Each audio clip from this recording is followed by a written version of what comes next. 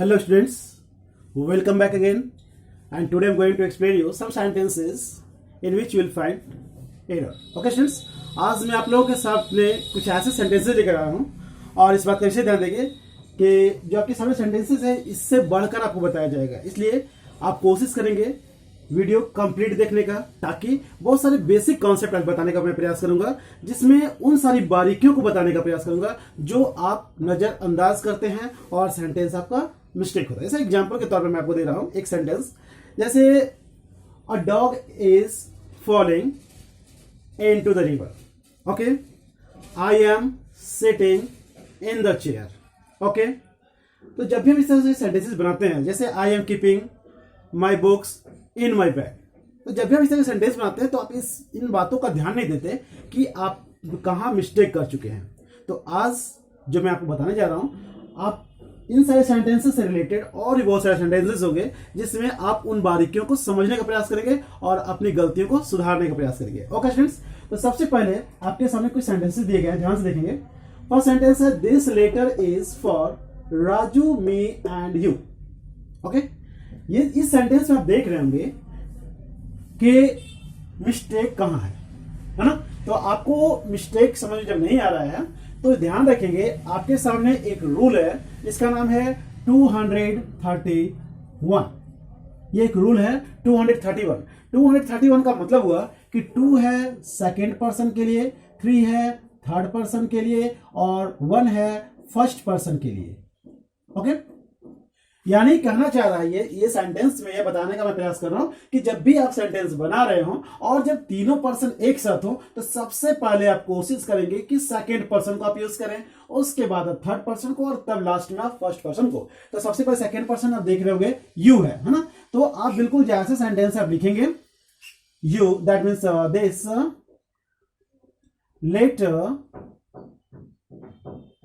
This letter is for, और बोला गया कि आप सबसे पहले क्या करेंगे, सेकेंड पर्सन यानी यू लिखेंगे यू, उसके बाद क्या लिखेंगे आप थर्ड पर्सन यानी कि राजू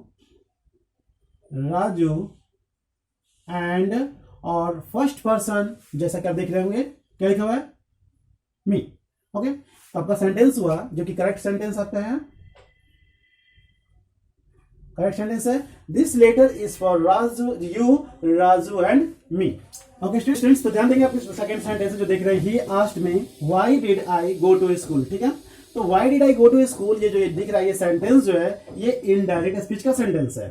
ठीक है, और इस बात का विशेष ध्यान देंगे कि जब भी आप इनडायरेक्ट स्पीच में बना रहे हैं सेंटेंस तो उस कंडीशन में आपको ध्यान देना है कि WH वर्ड के बाद आप क्या करेंगे, सब्जेक्ट को यूज करेंगे। ठीक है, आप क्या लिखेंगे, ही आस्क्ड मी व्हाई, ठीक है, आई, और डीड जो है क्या होगा, ये डीड को हम लोग चेंज करेंगे गो के सेकंड फॉर्म में, है ना। तो यहां क्या लिखना होगा हम लोग को, went, why I went to school, went to school. तो इस तरह से आपने सेंटेंस को करेक्ट किया ना। नेक्स्ट क्वेश्चन देखिए आप, बोला कि neither Rahul nor his wife were present. आपको बताया गया सब्जेक्ट वर्ब एग्रीमेंट के रूल्स बताए गए हैं आपको, उसके अकॉर्डिंग आप ध्यान देंगे कि आइदर और नाइदर नॉर, जब भी इस तरह के सेंटेंस हो तो नाइदर नॉर दिख रहा है आपको, तो बाद वाले सेंटेंस जहां पर आप फिल इन द ब्लैंक्स, आपको दैट मींस कि कह सकते हैं कि जहां पर आप ऑक्सिलरी यानी हेल्पिंग वर्ब का यूज कर रहे हैं उसके पहले आपको सिंगुलर दिख रहा है या प्लूरल दिख रहा है। ध्यान देंगे, इन दोनों को नहीं देखना है, आइदर और नाइदर नॉर इस तरह के अगर सेंटेंस बनाया गया है तो नॉर के जस्ट बाद, दैट मींस कि जो नाउन यूज किया गया है या प्रोनाउन यूज किया गया है उसी के अकॉर्डिंग यहाँ पर आपका वर्ब ऑक्सिलरी वर्ब होगा। तो आप देख रहे हैं हिज वाइफ जो कि सिंगुलर है, तो यहाँ क्या होना चाहिए, वाज होना चाहिए। तो आप क्या लिखेंगे, नाइदर राहुल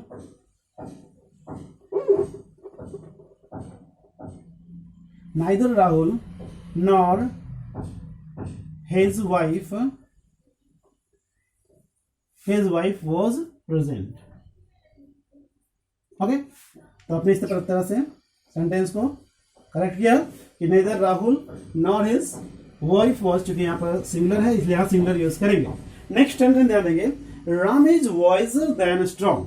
आपको बताया गया था कॉम्परेटिव डिग्री सुपरलेटिव सारे रूल्स आपको चुके हैं, बहुत सारे क्वेश्चंस, बहुत सारे सेंटेंसेस, स्ट्रक्चर्स, ये सब आपको बता दिए गए हैं। आज उसी से रिलेटेड आपको बस बताया जा रहा है कि कैसे सेंटेंस में अब आप फाइंड आउट करेंगे एरर, यानी कहाँ गलतियां हैं उसे आप सुधारने का प्रयास करिए। ओके, देखिए Ram is visor then strong. अब यहाँ पर वाइजर और स्ट्रॉन्ग जो है, राम जो है किसी से तुलना नहीं कर रहा। ध्यान देंगे आप, राम किसी अदर पर्सन से तुलना नहीं कर रहा, वो अपने आप के क्वालिटी, दैट मीन्स जो उसके अंदर है, चाहे वो वाइज है, ठीक है ना, या स्ट्रॉन्ग है, अपने आप से तुलना कर रहा है। तो इस कंडीशन में वो क्या यूज करेगा कि राम इज, है ना, और चूंकि वाइजर जो यूज कर रहे हैं आप क्या लिखेंगे, more wise than strong. Okay students, कि Ram has an older, Ram has an older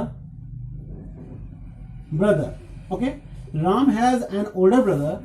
तो आप ध्यान देंगे कि ये ओल्डर क्या यहां सुटेबल है इसके लिए। जब अपने फैमिली मेंबर के बारे में हम बात कर रहे हैं, ठीक है, अपने ही बड़े भाई के बारे में बात कर रहे हैं, उस कंडीशन में हमें ओल्डर नहीं बल्कि क्या यूज करना चाहिए, एल्डर यूज करना चाहिए। तो आप क्या लिखेंगे, Ram has an elder brother.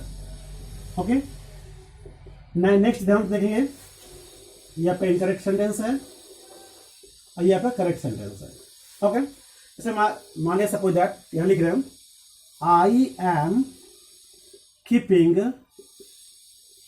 My book in my bag. Okay, तो ध्यान देना, I am keeping my book in my bag, मैं अपने बुक को कहां रख रहा हूं, बैग में रख रहा हूं। ओके, लेकिन आप ध्यान देंगे आप कि जब आप अपने बुक को बैग में रख रहे हैं, उस समय बुक जो है क्या है, मोशन में है। और जब मोशन में जब किसी ऑब्जेक्ट को दूसरे सरफेस के अंदर डालने का प्रयास कर रहे हैं, उस कंडीशन में यहां इन नहीं क्या होगा, इनटू होगा। ओके, तो आप क्या लिखेंगे, I am keeping my book into my bag. Okay, next sentence जो देख रहे हैं आप, ये इनकरेक्ट सेंटेंस है, ये आपका करेक्ट सेंटेंस है। ओके, नेक्स्ट सेंटेंस में जो बताने का प्रयास करा, ध्यान से देखेंगे, I have to distribute this toffees between my 10 friends। Okay, आप लिखा है कि I have to distribute this toffees between my 10 friends. तो अब आपको सेंटेंस क्लियर हो गया होगा कि जब भी आप बिटवीन जैसी आप अगर बोलते हैं तो ये सेंटेंस होता है रॉन्ग हो जाता है ना, ये इनकरेक्ट सेंटेंस हो जाता है। क्यों? क्योंकि बिटवीन का यूज किसके लिए किया जाता है, टू पर्सन या दैट मीन्स कि दो के बीच के बारे में बात होती है तब। लेकिन यहाँ पर आपके 10 फ्रेंड्स है, तो आप उस कंडीशन में क्या लिखेंगे, करेक्ट सेंटेंस जब बनाएंगे आप लिखेंगे I have to distribute this toffees among my 10 friends।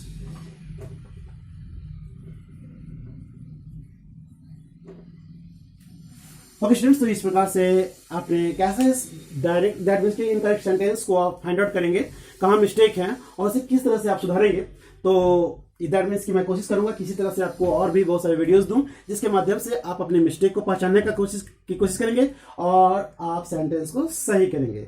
Okay students, और फिर कोई कंफ्यूजन हो, कोई दिक्कत कहीं अगर लग रहा हो, सेंटेंस अच्छे से समझ में नहीं आ रहा हो, तो आप कमेंट बॉक्स में अपने प्रॉब्लम को रखेंगे ताकि उससे रिलेटेड आपके सामने वीडियो बनाए जाएं। और इस बात का विशेष ध्यान दें कि यदि आप लाइक और सब्सक्राइब करते हैं तो इससे आपके सामने सबसे पहले नोटिफिकेशन आता है और आप बहुत जल्दी और अप टू डेट रहते हैं और कब कौन से रूल्स आपको बताए जा रहे हैं इसकी जानकारी आपको होती रहती है। Okay students, thank you.